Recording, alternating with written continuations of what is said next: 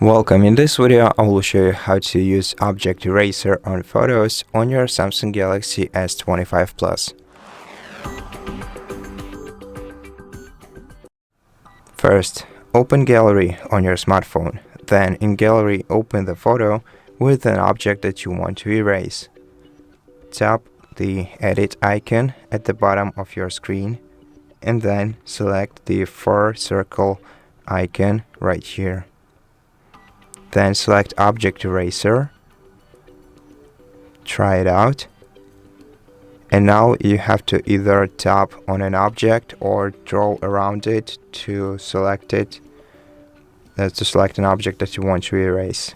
And to confirm, tap on Eraser icon, then let the program do its thing, select Generate,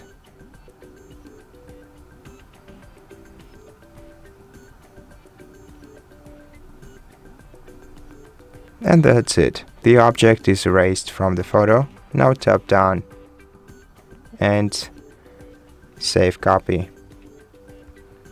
And here is the result. Not perfect, but fair enough. So that's how you do it. Thank you for watching this video. If you liked it, please consider subscribing to our channel. Leave us a like in the comment below, and I'll see you in the next one.